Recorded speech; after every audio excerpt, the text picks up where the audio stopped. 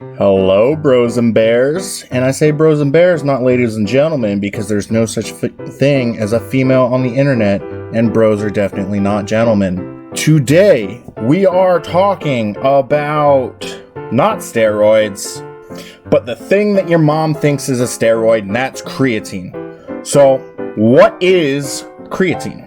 We know we have to take it. Everyone jokes that it's a steroid, but nobody actually really has explained to most people how creatine actually works. You go to GNC, they say you need creatine monohydrate or whatever the GNC brand creatine is going for. They got pill form, powder form, but what is creatine? So, before we can actually talk about what creatine is, we have to talk about biology, because creatine and biology are directly linked. Think about it. You ingest creatine and it affects your biology. It makes sense that we would have to talk about biology first. So, the part of biology that we're going to talk about is called energy systems. So, we all know you can ingest fat, carbs, protein, but those are macros. Those contribute to calories. But your body doesn't directly use these as calories. What happens is it will break down the molecules into a couple different energy storage mechanisms. So one is called glucose. Probably heard about that and how that works with insulin, but we're not going to talk about insulin right now because we're not talking about insulin, we're talking about creatine. So, glucose, and then the main player of this expedition is ATP and ADP, and then creatine is the last player in this energy system. So, glucose is broken down carbs. You get sucrose, dextrose, sucralose, starches. The body kind of sees these similarly and breaks it down as glucose, and it turns it into energy. But what it does with the rest of the stuff, the protein is used for rebuilding muscles, the fat is used as energy storage, and it's kind of a misnomer calling fat because fat people are fat, but it's a different fat, and fat isn't bad, but being fat is kind of bad. Because if you have too much fat, you have too much energy stored because you are not active enough. So if you want to burn fat, you should work on your diet and be at a caloric deficit, and then also be active. And it doesn't just mean weight training. You can do cardio, but to increase your metabolism, to make sure that your body taps into this fat storage, you need to be active. Lifting weights increases your metabolism more than cardio does. So a lot of people would suggest that you do weightlifting and weight training to increase your metabolism to burn fat better than just running, because running is incredibly boring. So, we don't actually care about this energy system. They can go away. Because we're looking specifically at a subgroup of the energy system called the phosphate energy system. And this is just I don't actually know the correct biological term for this, but it's entirely based on what are called phosphate groups within the ATP, ADP, and creatine. You can probably ask a biologist, they would know the exact term. I studied biology for all of 2 terms in college, so I'm more of an expert than your mom is, which isn't saying much. So let's say you have ATP. And this is a molecule of ATP. It's going to have 3 phosphate groups. To create energy, what the ATP does is it pops off one of these phosphate groups in nuclear fission. So ADP equals ATP minus 1 phosphate group, technically speaking. So you get all these ATPs, and you're in the gym, right? So you've got all these ATPs floating around. You go to the gym, you start expending energy. So your body creates energy by popping the phosphate groups off of the ATPs. So these ATPs turn into ADPs. So you're training in the gym, your ATP turns into ADP because it's done nuclear fission to one of its phosphate groups, and it's turned into ADP, which has only 2 phosphate groups as opposed to 3. But you can't just lift once and then all your phosphate groups are gone from your ATP, because ADP doesn't necessarily go through nuclear fission again, because the bonds between ATP, the carbon bonds of ATP along with the phosphate groups isn't necessarily super strong. But as you pop off one of those phosphate groups, the bonds between ADP and the phosphate groups are a little bit stronger. It's not trying to juggle as many phosphate groups as before. So ADP isn't a good energy source. But how do we go into recovery? So your ADP can turn back into ATP through recovery. And so what your body does is it uses the glucose first, and then it taps into the ATP, turning it into ADP, and then you have to recover so that your body can rebound essentially and recover and do it all over again. So how does your body turn ADP back into ATP? Well, the secret is creatine. So your boy creatine can bond with phosphate groups, singular bonded with phosphate groups. And when ADP, when ADP requires a phosphate group, the creatine gives the phosphate group to the ADP, and the ADP turns into ATP. It's a cycle. So creatine is the last line of reserves that can quickly help you recover. So Lee Priest said that steroids, anabolic steroids, all they do is increase the rate of recovery. Creatine also increases the rate of recovery. However, creatine doesn't actually affect your hormones. It is not andronic. It cannot cause a disbalance in your system and cause your body to either produce testosterone or estrogen, or shut off your testicles, which is what some steroids will do. But creatine is not a steroid because it occurs naturally in your body, in your liver. You can also consume it in meat because creatine is stored in the muscle fibers. So if you're going to be eating another organism, such as a cow, a deer, a chicken, you're going to be consuming creatine, and it'll be more bioreadily available than the creatine that you get from GNC or like a vitamin store that actually cares about its employees. So you can naturally boost your creatine levels and it will be readily available to your system. So it is not a steroid.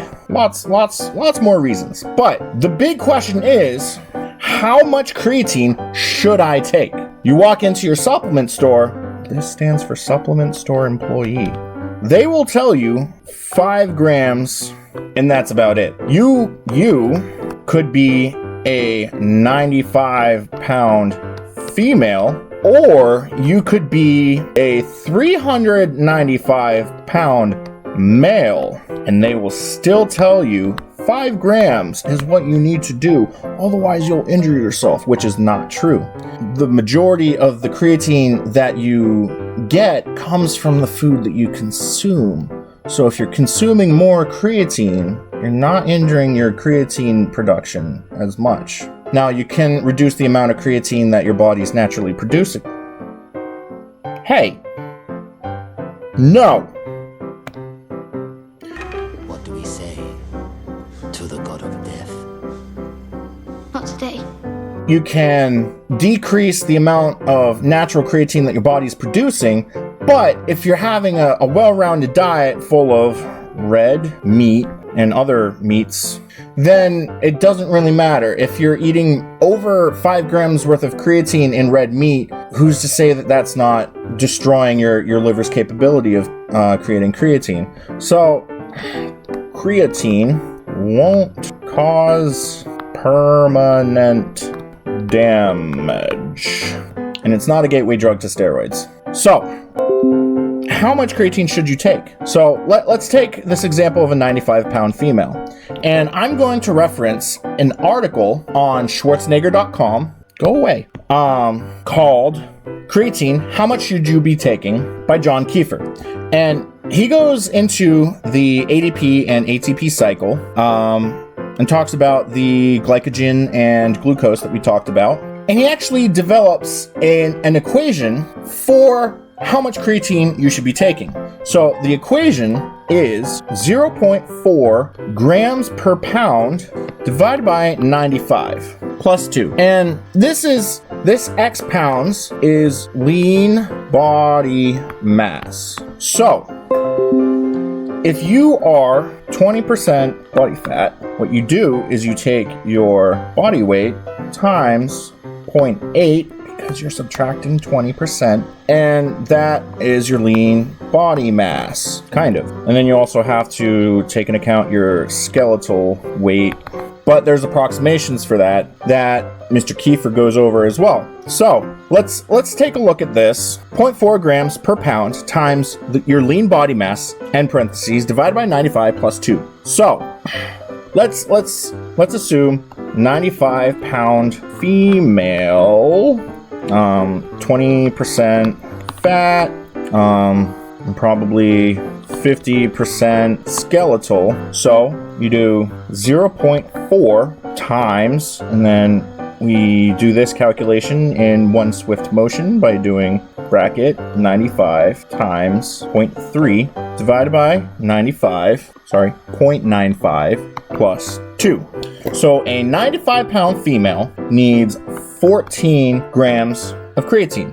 Now, there's a whole lot of stuff going on here, and that's all to account for your lean body mass and skeletal mass, but we can actually do a generalized calculation, which Mr. Kiefer also provides. So if you weigh yourself in pounds, like everyone who's ever stepped foot on the moon, what you do is you take your body weight times 0.15, and there you go. So there's me. I weigh 365, and I'm going to multiply that by 0.15. I need 54.74 grams. What I actually take is 50 grams per day. If we were using kilograms, you would take your body weight in kg, and then you just convert to pounds, because America. And that's all you need to know, because, no, I'm just kidding. So kg, here's what you do. You do body weight times 0.3, because to find your body weight in pounds, you multiply your kilogram body weight by 2.205, which approximates to doing body weight times 0.3 times 0.2, or times 2, which approximates to 0.3. But I don't actually know how kilograms work, so let's take the 95 pound female. So the 95 pound female actually weighs 43 kilograms, and it comes out to 13 grams of creatine. So let me just rewrite. So to reiterate, if you use pounds, you do your body weight in pounds times 0.15. If you're in kilograms, body weight times 0.3, and that's your daily creatine intake. So there's been a lot of studies out on creatine, and a major study showed that initially 20 grams of creatine taken for 5 days successfully raised muscle creatine by 30 to 45%. So if you want to translate that out of nerd language, you have approximately 30 to 45% more endurance. But that doesn't translate directly because we're humans and it's not perfect. So we could probably divide that by half. So 15% to 22.5% more endurance. And I know what you're saying. Does that much matter? 15%. So let's say you squat 500 pounds and you can do a volume of, let's say, 1,500 pounds. If you take 15% of 1,500, that equates to 225 pounds. Now, I know what you're saying. That's not an extra rep, but so in training, is this a grinder? So you do 500 by 3, and for the sake of argument, let's say it was RPE 9. So you had some energy in reserve, You had some energy in reserve, but not enough for one more rep. But you have 225 pounds more that you can do. Will that bring that from an RPE 9, and you can only get 3 reps, to an RPE 8? But if it's an RPE 8, then who's to say that you can't do 500 by 4 at RPE 10? It's that little bit. It's the afterburners. Creatine is your afterburners. If you fuel your afterburners, you'll be able to get a little further. You get 4 on this instead of just 3. So you get more gains. So you get 1 more gain per set.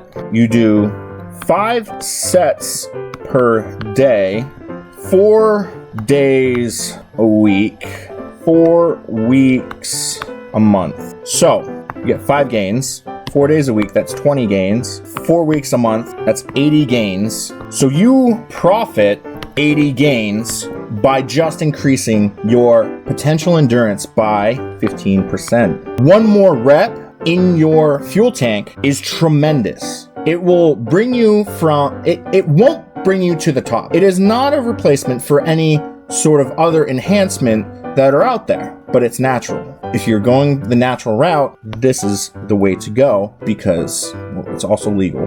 But basically, creatine is not a steroid, but creatine in high enough doses or properly dosed, because the 95-pound female was only taking 5 grams of creatine when she should be taking 10 to 15 grams of creatine.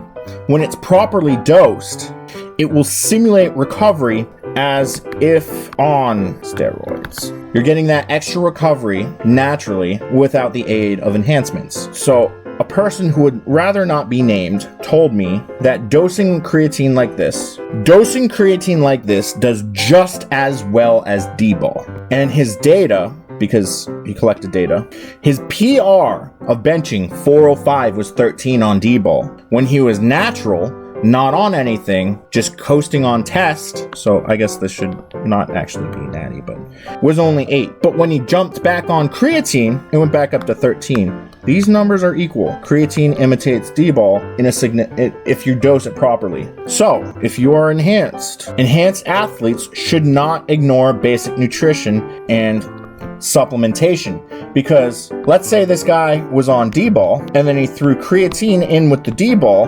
Who's to say he wouldn't get 4 or 5 by 15 or more? It's an additive. You're getting more recovery from the enhancement and the creatine. They don't conflict with each other. They add on top of each other, so you get even more gains. So if you are enhanced, don't ignore your basic nutrition and supplementation. You want your body to work for you. You don't want to be working for your body, you know? So take your creatine, calculate, and comment below how much creatine you should be taking. I personally, we already calculated, I should be taking around 55 grams of creatine. I take 50 per day. So you don't have to be exact, because the benefits will still be there if you're a scoop off. Since I'm taking so much creatine, that is. But if you need to take 10 grams of creatine and you're only taking 2.5, you need to take the full 10 grams. You won't get the benefits unless you're taking an appropriate amount of the supplement. So, summary. Creatine is vital to energy systems in our bodies. Take your body weight in pounds times 0.15 grams to be healthy and well recovered efficiently. Because your recovery, if you have 2 athletes on even grounds, one does more to recovery, that athlete is going to be the one that wins, even if they're doing the exact same program. So creatine is a major player in your recovery. And it is twice as important. Well, it's still important if you're enhanced. It's extra important if you're natty. So if you liked the video, leave a like. If it pissed you off and this is all blasphemy to you, tell me in the comment section. I will respond to every single comment that's posted below. And please, just to help me out, subscribe. It'd be nice. It's real cool. I will be producing more videos like this. I have a whole list of topics that I will be breaking down with the pen and paper, the OneNote going on right here. Creatine is just the first thing. We're gonna go over different training styles, the Prolepins chart, powerlifting basics, different rule sets, lots and lots of things. And I can only do that with your support. So like, comment, subscribe. You guys can DM me with questions on Instagram. I'm Full Primal Power. I respond to most people there. If you're asking for feet pictures, I won't give those. I've got a video with my feet pics. Come on, guys. Come on. So have a wonderful day. Stay strong and be powerful. This has been Patrick, the Beast in the Northeast, signing out. Good day.